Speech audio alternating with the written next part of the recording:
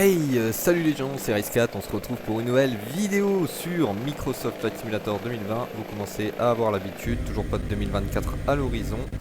Alors, bien sûr, j'ai essayé avant le jeu et tout, pas de lag, et là, bien sûr, je lance le record. Alors d'habitude, le record, pas de lag, mais là, visiblement, bon. Bon, quoique peut-être que c'est passager, on verra. On verra. Au pire, tant pis, ce sera une fin de vidéo un petit peu prématurée. En tout cas, ce que je vous propose aujourd'hui, c'est de se mettre un petit peu dans l'esprit d'une petite mission, même si on va pas utiliser du coup l'action pack du H145, puisque vous l'avez reconnu bien sûr, bien évidemment, on est à bord du H145 en livrée de gendarmerie. On est à la DZ des Bois de Chamonix d'ailleurs, pour ceux qui n'auraient pas reconnu. Bon, ça se reconnaît assez facilement, hein, ces bâtiments, pour ceux qui connaissent un petit peu. Donc voilou. Il y a un refuge qui est pas trop loin que j'avais trouvé là sur Flight Sim, hein, pour rien vous cacher. De toute façon, je pense que vous avez l'habitude de ce site. Et puis bah voilà, on va essayer de récupérer quelqu'un au refuge en supposant qu'il a été blessé et qu'il a été amené au refuge. Et puis on va du coup le déposer à l'hôpital de Chamonix qui est juste un petit peu plus loin de la DZ si présente. Alors, ce que je vous propose, bon, l'hélico est déjà démarré puisque j'ai déjà fait un vol avec, donc bah écoutez, on va partir tout doucement en espérant qu'on n'ait pas trop de lag. Alors, pour être tout à fait honnête, c'est que j'ai de nouveau une mise à jour qui m'a bousillé de nouveau tous mes réglages graphiques, donc j'ai essayé de tout remettre, je commence un peu à mémoriser, mais bizarrement là, ce qui se passe, c'est que même en ayant fait à peu près, même je vais vous dire, j'ai rebaissé mes paramètres graphiques par rapport à avant. Et en fait, il rame beaucoup plus qu'avant. Là, je suis entre 18 et 20 FPS. Alors bon, faut savoir qu'à l'œil nu, 20 FPS pour moi, hein, parce que bien sûr, je pense qu'il y a des gens qui trouveront toujours quelque chose à redire. Pour moi, 20 FPS c'est suffisant, enfin c'est le minimum, on va dire, 20 FPS. En dessous, ça commence vraiment à être un petit peu embêtant. Bon, sachant que bien sûr, on va avoir quand même des petits problèmes de pilotage, parce que si on est à 20 fps on va avoir une certaine latence en fait dans notre pilotage, où des fois la réaction de l'hélico, là en particulier je dis l'hélico parce qu'on aborde un hélicoptère, mais quel que soit l'aéronef en soi, on va avoir toujours un temps de retard sur la réaction qu'on est censé avoir. Donc c'est vrai que ça peut être des fois un petit peu embêtant, mais sinon voilà, après moi comme dit 20 fps ça me suffit, mais là c'est vrai que je tourne entre 18 et 20 alors que d'habitude j'étais autour des 24, je sais pas pourquoi. J'ai une mise à jour aussi de la carte graphique, donc est-ce que ça peut venir de là, je sais pas. Bon bah écoutez, on verra. En tout cas pour l'instant ça a l'air d'aller, hein, ça a l'air de pas trop laguer non plus. Donc écoutez, je vous propose qu'on s'en contente et puis qu'on aille rejoindre ce petit refuge. Alors c'est une courte mission, hein, du coup. Je sais plus comment s'appelle le refuge, il me semble que c'est le refuge. Non, je vais pas vous dire de bêtises parce que je confonds avec FSX. Non, c'est le refuge du goûter, voilà. C'est ça, le refuge du goûter, donc c'est assez marrant comme nom. Non, parce que je confonds FSX, j'ai le refuge du promontoire où je vais souvent, mais où j'arrive jamais à me poser d'ailleurs, hein. Je préfère être honnête. Mais là voilà, en tout cas, on est à bord de cette EC 145 gendarmerie. Dans la belle vallée de Chamonix, il faut dire que franchement ici c'est magnifique, hein, en termes de cadre et tout. On a le Mont Blanc, on a la vallée, on a tout ce qu'il faut. Et puis l'hélico qui monte là dans ces montagnes, honnêtement, vraiment il n'y a pas mieux. Et voilà, nous c'est là qu'on va, refuge du goûter. Donc, écoutez, on va y aller tout doucement. On a 90 nœuds, on a un taux ascensionnel d'à peu près 1300 pieds par minute là. Sachant que je crois que le refuge il est à peu près à 8000 pieds, donc il faut monter quoi, c'est pour ça qu'on va pas plus vite. On le laisse tranquillement monter. Là, alors j'ai juste désactivé un autopilote parce que je trouvais que les réactions étaient bizarres. Alors je sais pas si c'est le fait du coup que l'hélico rame un petit peu ou quoi, mais je trouvais que les réactions étaient un petit peu étranges. Du coup j'ai préféré désactiver un des autopilotes, ça a un petit peu arrangé le truc quoi. Donc je pense que les autopilotes doivent consommer un peu de ressources, et vu qu'il n'y en a pas assez, peut-être que ça les met un petit peu en défaut. En tout cas voilà, donc vous verrez, hein, c'est une petite DZ là qui est à proximité du refuge, vraiment au bord de la montagne et tout. C'est hyper compliqué de se poser, en tout cas pour moi. Je pense qu'il y en a certains, pour eux c'est l'un des refuges les plus simples, hein, mais non, pour moi je galère. Bon, vous commencez à connaître, hein, je suis pas à l'aise au niveau pilotage non plus, donc ah mais c'est qu'on a des gens derrière et tout, hein, carrément, hein. Ah ça se met bien, hein, ça se met bien. Bon, de toute façon on a enfin comment dire, pas la livrée, mais le modèle civil, hein, du H145. Donc ouais, c'est vrai que forcément on a du transport de personnes, c'est pas forcément comme l'hélico de la gendarmerie. Je sais pas d'ailleurs sur quoi est basé l'hélico de la gendarmerie, je pense pas que ce soit du médicalisé. Mais bon, moi je sais que près de chez moi ils ont plus un 135, donc pareil, il est pas médicalisé, il est juste... c'est juste pour transporter, je sais qu'il y a un treuil pour treuiller justement.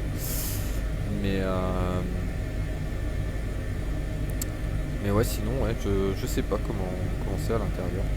Si jamais vous connaissez, bah vous me direz. On va entamer un petit peu notre virage là. Ah, on est déjà à 8000 pieds. Je crois que je vous ai dit des bêtises, je crois que le refuge est pas du tout à 8000 pieds, je crois que je confonds avec un altiport sur lequel j'ai l'habitude d'aller.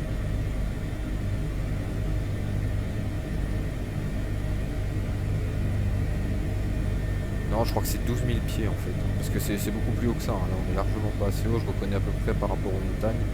Ah, mince, hop hop hop, j'ai un petit peu relâché trop vite le palonnier là. Bon, j'ai toujours pas de palonnier, hein, c'est toujours le manche du joystick, mais vous m'avez compris. La gouverne de l'AC, on pourra l'appeler. Alors par contre je suis en train de faire du surplace, du coup j'ai même pas fait gaffe.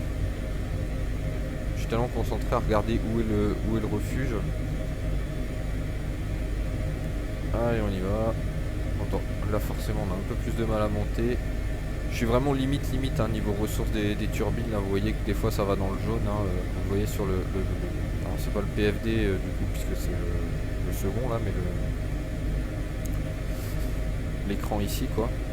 On va dire le second PFD.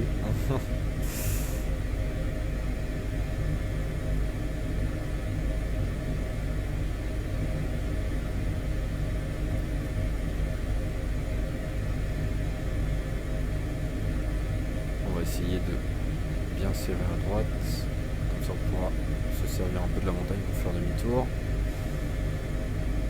Alors là je peux peut-être un petit peu, voilà, j'allais dire un petit peu légèrement augmenter les gaz sans trop forcer sur les turbines. On va pas trop vite, on va en profiter. On va remettre un petit peu de palonnier à gauche là.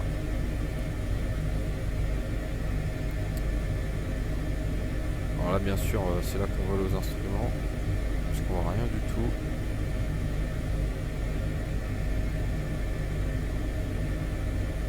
Là, pour gérer le palonnier je regarde aussi ma boussole, voir si je pivote pas. Alors par contre on commence à être un petit peu proche de la montagne, on va essayer de s'en éloigner, surtout qu'on est dans les nuages, c'est pas terrible.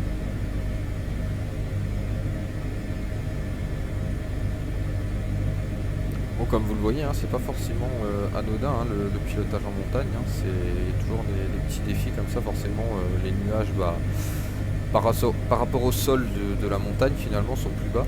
Par rapport au niveau de la mer ça reste la même hauteur, mais foncièrement vu que les montagnes, enfin le sol est plus haut, c'est la définition d'une montagne, bah forcément les nuages par rapport au sol sont plus bas, donc on les atteint très vite. Voire des fois on est même au-dessus des nuages, hein, comme ici. Alors je refais du surplace. C'est bizarre parce que j'arrive jamais à ralentir, et là quand je veux pas ralentir, l'hélico se met en surplace, donc c'est vraiment pour vous dire mon niveau de pilotage. Après je sais à quoi c'est dû, hein, c'est moi qui... Après le pilotage en montagne, c'est vrai que j'ai tendance à des fois monter le nez là. Parce que forcément, bon voilà, la montagne devant on a l'impression de pas être à plat alors qu'en fait on est déjà en train de monter même. Alors que là on a l'impression qu'on est en train de descendre, mais... Bon là on est à peu près à la bonne hauteur. Alors on va faire une approche là, vous voyez par la droite, on va suivre le long de la montagne. Pourquoi je fais ça? Parce qu'en fait quand on arrive proche de la montagne, il y a un vent qui nous rabat vers le sol, et du coup quand on longe la montagne, ça permet de contrer, en fait de mettre les gaz bien comme il faut. Et vu qu'on a le vent tout le long, bah, en fait ça nous perturbe pas dans notre approche, parce que si on approche droit devant, bah, dès qu'on arrive un peu proche, paf, d'un coup l'hélico il tombe à, je sais pas, peut-être à 20 mètres de la DZ là. Et du coup bah, si on n'a pas anticipé, en fait bah, paf, on se prend la montagne. Donc même si le H est un peu axé dans l'autre sens, bah, on va faire comme ça. Alors on va descendre un peu, on est un peu haut. Alors pourquoi je descends et pourquoi je fais une approche vraiment limite à plat finalement, c'est pour voir vraiment la DZ, parce que j'ai du mal à à la voir en dessous de moi. En fait, il faudrait que je dézoome encore plus la vue, mais si je dézoome la vue, j'arrive rien à lire sur les instruments, donc c'est pas terrible non plus. Voilà, on commence à avoir le vent là qui nous pousse vers le bas.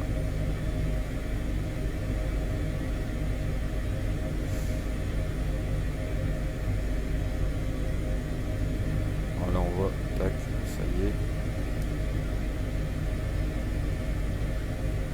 Ok. Le but c'est vraiment d'approcher doucement, d'y aller petit à petit et puis pas de geste brusque, c'est ça le plus dur.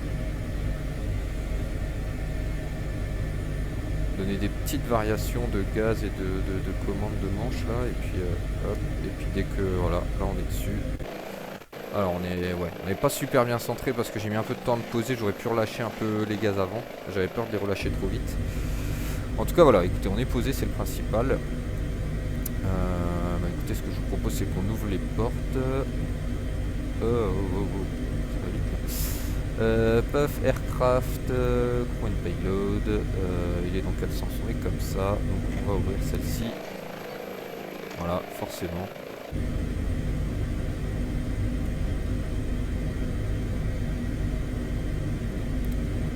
Hop, on va se mettre une personne ici pour faire genre on a quelqu'un. Et puis on y va. Voilà la petite animation de la porte qui se ferme. Allez, c'est chargé. Ça on peut quitter. Hop. Et puis on va aller tranquillement vers l'hôpital de Chamonix. Bon alors là bien sûr je ne mets pas le GPS ni rien puisque je connais un petit peu. Alors là on force un petit peu juste pour le décollage.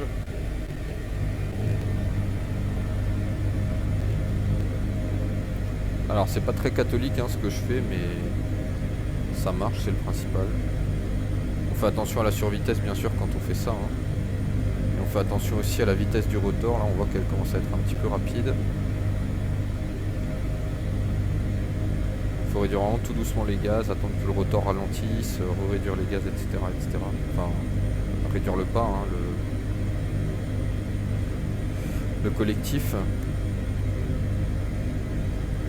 C'est vrai que par abus de langage je dis réduire les gaz parce que bon sur le joystick ça reste la manette des gaz finalement.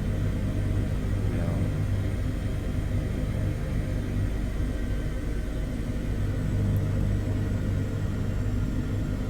alors bien sûr si on a quelqu'un de blessé c'est peut-être pas terrible de faire ce que j'ai fait, on est d'accord. Qu'est-ce qu'il nous met comme alerte? AP, ouais bah non. C'est pas plus d'alerte qu'avant puisque j'ai toujours la l'AP disconnected depuis avant là, donc.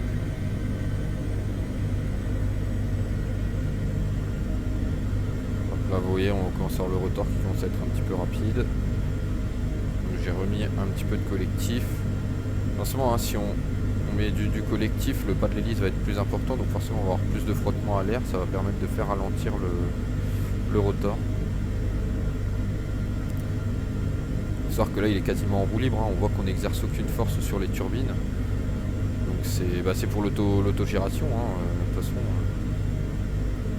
C'est pour ça qu'on a un peu ce système là. C'est ce qui nous aide justement pour si jamais il y a une panne des deux turbines. Ce qui va nous aider à atterrir et à pas tomber et s'écraser comme une crêpe.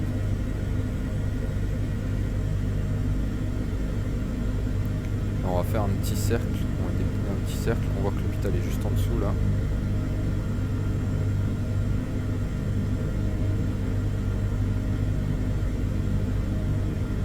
Alors pareil, encore une fois on fait toujours attention à la survitesse. Là on a la vitesse du rotor qui devient un petit peu élevée, donc voilà on essaye de ralentir. Voilà, on met un petit peu de gaz juste pour un petit peu de collectif pardon pour comme dit pour augmenter là ce frottement.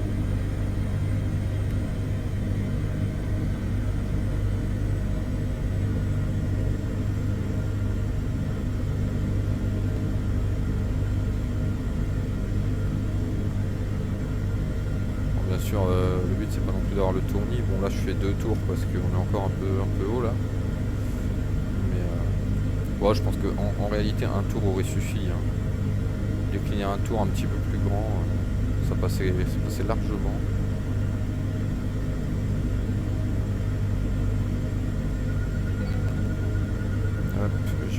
j'ai pas regardé, j'étais en train de regarder le sol.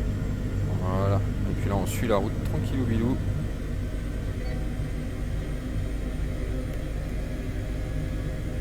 Puis après on verra, hein, vu qu'on n'est pas loin et qu'on a un petit peu de temps, vu que la vidéo est plutôt courte là pour l'instant.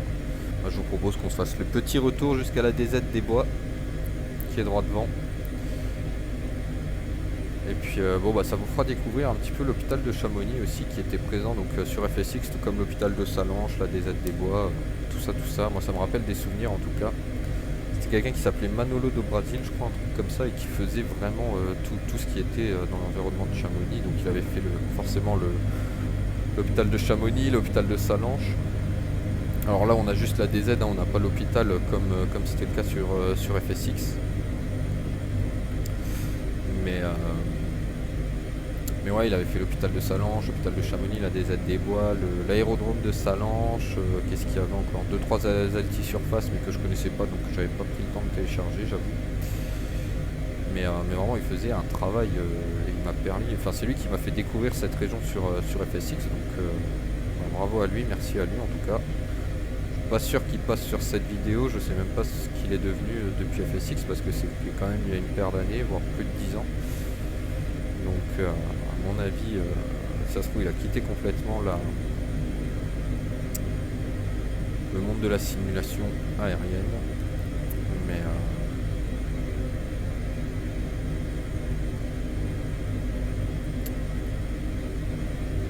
ce qui est d'ailleurs dommage, hein, parce qu'il aurait pu bon après je sais pas ses modèles etc, s'il les a gardés, ce qu'il en a fait, mais s'il était encore dedans il aurait peut-être pu les transposer là sur parce que ça reste du BGL je crois sur MSFS, alors faut peut-être les reprendre sur 2-3 points, mais ces modèles étaient tellement qualitatifs, surtout l'hôpital de Salanches, hein, oui c'est ça, ouais, l'hôpital de Salanches, qui a une forme un petit peu particulière, hein, qui est à mon avis un peu plus complexe à modéliser que les autres bâtiments qu'il a pu faire.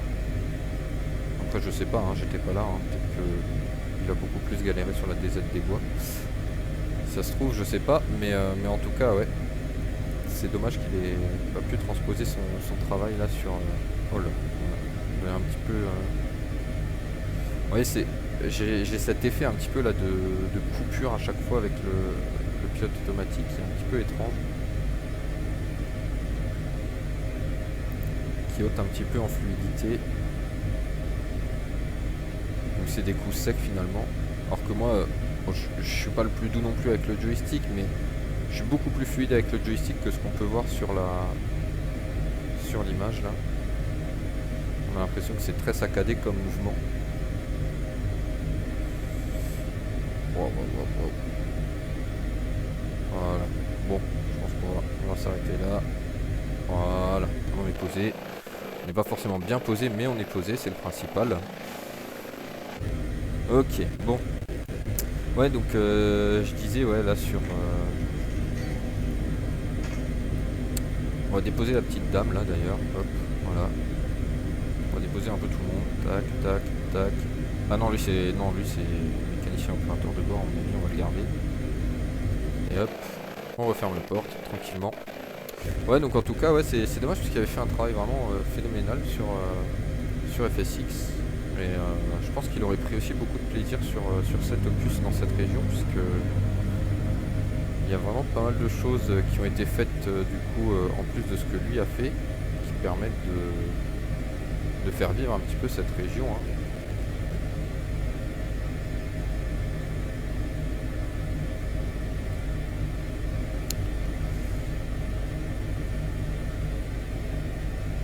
Puis je pense qu'il aurait surtout pris beaucoup de plaisir avec cette H145 HPG, puisque vu que ce qu'il a fait principalement c'était des hélisurfaces, je pense qu'il devait être plutôt fan d'hélico que d'avion. Et donc ouais, je pense qu'il aurait adoré. Si d'ailleurs peut-être que quelqu'un sait, hein, dans le monde de la simu, ce qu'il est devenu, et puis peut-être que si ça se trouve il continue et qu'il a fait des modèles et que je les ai juste pas trouvés, hein, c'est possible aussi. Mais si quelqu'un a des réponses, hein, n'hésitez pas à commenter cette vidéo. Je sais pas si vous avez vu, mais en tout cas j'essaye de répondre à chaque commentaire. En tout cas ceux qui sont constructifs. Ça m'est arrivé, voilà, bien sûr, d'avoir des commentaires, ta vidéo est nulle. Bon, bah, pas grand chose à répondre là-dessus, hein. Je peux pas dire, j'aimerais bien m'améliorer, hein, mais si on me dit pas pourquoi c'est nul, ça va être compliqué. Et bon, il y a un internaute qui se reconnaîtra, hein, qui n'hésite pas à me dire quand je me trompe et quand je fais des erreurs, et voilà, bah, c'est grâce à lui que je m'améliore, donc je le remercie, il le sait, je pense, à force, au fur et à mesure des vidéos. Parce que c'est l'un de mes plus fidèles viewers, comme on dit, même abonné, parce que normalement il est abonné aux dernières nouvelles. J'avoue que je vérifie pas tous les jours, hein, si les gens sont abonnés ou pas, mais c'est vrai que j'avais vu bah, qu'il était abonné une fois.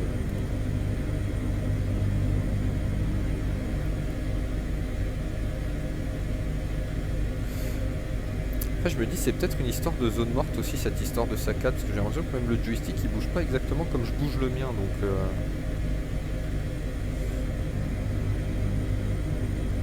faudrait que je regarde si le fait de perdre à chaque fois ces paramétrages graphiques, il perd pas non plus mes paramétrages de zone morte. Sauf pour tout vous dire, hein, j'ai un deuxième ordi un petit peu plus performant, mais qui est pas chez moi, qui est chez mes parents encore, parce que j'ai pas la place encore de le mettre. Et en fait, bah, du coup j'ai aussi MSFS dessus, mais avec un autre joystick, donc forcément j'ai d'autres paramètres. Alors je me demande si du coup il transpose pas des fois les paramètres de l'un à l'autre. Quand je change les paramètres sur un, est-ce qu'il me les fait aussi changer sur l'autre? Je sais pas. Ce serait dommage parce que c'est pas forcément légitime, on va dire, mais ok.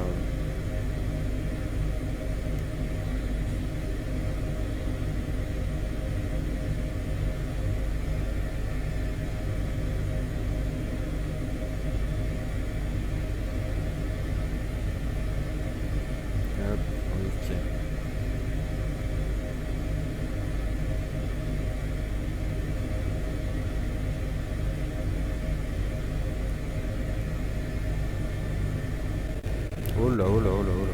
Ah, j'ai eu un coup de lag et du coup j'ai... Ouais, j'avoue, c'est moi qui ai aussi donné un petit coup là dans le joystick, j'avoue.